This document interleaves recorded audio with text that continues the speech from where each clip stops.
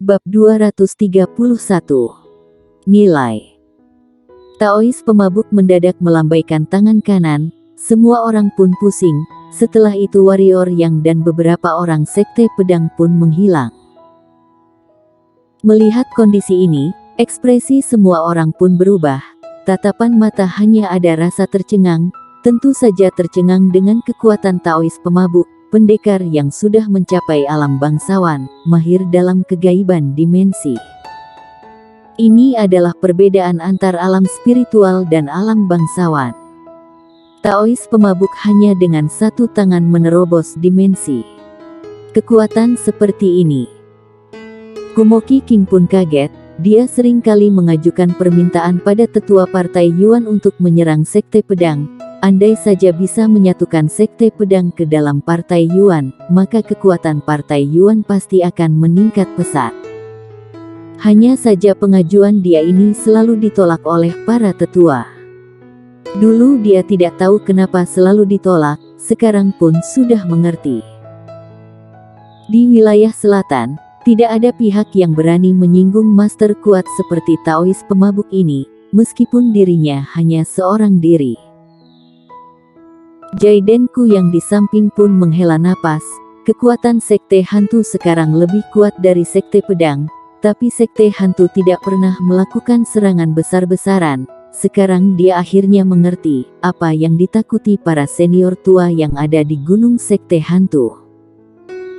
Selain Taois pemabuk menghilang dari dunia ini, jika tidak meskipun sekte pedang merosot, juga bisa bertahan hidup di wilayah selatan. Di sebuah bukit tidak bernama, warrior yang melihat Taois pemabuk yang ada di depan hadapannya, dalam hati pun sangat menggemparkan.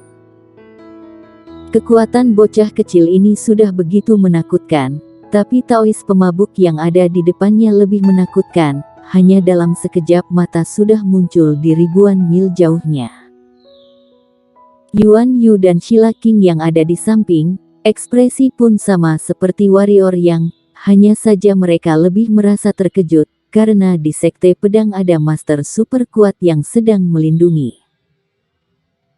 Taois pemabuk pun mengambil labu arak yang ada di pinggang, meneguk dan baru melihat ke arah warrior yang berkata, "Hei kamu, kekuatanmu sudah termasuk lumayan di antara generasi seumuranmu, tetapi ingin merebut token King Yun, menyelamatkan ibumu, masih tidak mungkin." Warrior yang pun kaget, senior yang ada di depannya ini kenapa mengetahui dia mau merebut token King Yun. Berpikir sejenak, warrior yang menatap ke arah Shila King, melihat dia mengangguk kepala dengan pelan pun mengerti, lalu teringat Shila King pernah menceritakan masalah dia dengan istana bunga pada Taois pemabuk, berharap mendapatkan bantuannya. Warrior yang mengerutkan kening berkata, "Kenapa senior bisa berkata demikian?" Taois pemabuk berkata, "Aku tahu kamu pasti memiliki kartu AS, tapi aku ingin memberitahu padamu, Yonar Yuan dari partai Yuan, lalu Yosua Qin dari Kekaisaran Qin, serta dua gadis dari Istana Bunga dan Istana Salju semuanya memiliki kemampuan yang kuat. Terutama Yonar Yuan dari partai Yuan, bakat dan kemampuan dia, dalam puluhan ribu tahun wilayah selatan, yang di usia seperti dia hanya ada dua orang di atas dia. Kamu tahu siapa dua orang ini?" "Silakan terus bercerita," ujar warrior yang pertama adalah leluhur partai Yuan, yang kedua adalah leluhur sekte pedang, ujar Taois pemabuk.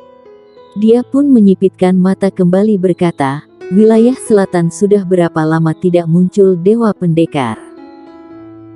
Perlu diketahui puluhan ribu tahun wilayah selatan muncul begitu banyak kader berbakat yang menggemparkan dunia, tapi mereka tidak berani menyebut diri mereka sebagai dewa pendekar. Apakah kamu pernah mendengar sejarah dan syarat menjadi dewa pendekar?"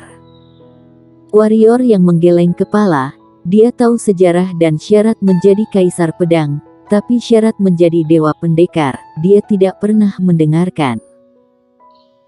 Taois pemabuk meneguk seteguk arak, baru berkata, "Menjadi dewa pendekar ada dua persyaratan, pertama harus memiliki kekuatan di atas seluruh generasi seangkatan dan tidak pernah dikalahkan. Kedua, harus ada hati pendekar. Apa yang dimaksud hati pendekar? Hati pendekar sebenarnya juga sebuah tingkatan, bagaikan jalan pedang, mencapai kecemerlangan niat pedang, bisa menebas segala keterampilan hitam dan ilusi. Hati pendekar akan semakin kuat berjumpa dengan musuh kuat, bisa dikatakan asalkan kekuatan musuh semakin kuat, maka daya tempur akan semakin kuat. Mendengar ini, kelopak mata warrior yang pun berdenyut, lalu bertanya, "Senior, di dalam sejarah wilayah selatan, apakah pernah ada pertarungan antar Kaisar Pedang dan Dewa Pendekar?" Taois pemabuk menatap warrior yang tersenyum dan berkata, "Aku sudah menebak kamu akan bertanya hal ini. Jika dalam satu zaman, bersamaan muncul Kaisar Pedang dan Dewa Pendekar, maka mereka berdua akan menjadi musuh bebuyutan." "Kenapa?" tanya warrior yang. Taois pemabuk berkata, "Karena Dewa Pendekar harus memiliki kekuatan di atas seluruh generasi seangkatan, harus bisa menaklukkan master kuat satu angkatan. Sedangkan orang yang bisa menjadi Kaisar Pedang bisanya adalah orang yang nakal, ditambah seorang pendekar pedang mana mungkin akan tunduk pada orang lain. Pendekar pedang yang tunduk dengan orang lain, mana mungkin bisa menjadi Kaisar Pedang. Jadi menurutmu, mereka berdua jika bukan musuh bebuyutan, termasuk apa?" Warrior yang hening sejenak, lalu menggeleng kepala. Sekarang Yonar Yuan bukan Dewa Pendekar, dirinya juga bukan Kaisar Pedang, dirinya sekarang kenapa memikirkan hal ini? Apa yang dikatakan senior ini sangat benar, seorang pendekar pedang mana mungkin akan tunduk pada orang lain. Suatu hari, tidak beberapa hari ke depan, dia mungkin akan bertarung dengan Yonar Yuan, di saat itu meskipun mati juga tidak akan tunduk pada dia. Ada pepatah mengatakan, asalkan ada kemampuan tidak perlu takut tidak ada peluang. Warrior yang sangat setuju dengan pepatah ini, jadi meskipun mati juga tidak boleh menjadi pengecut.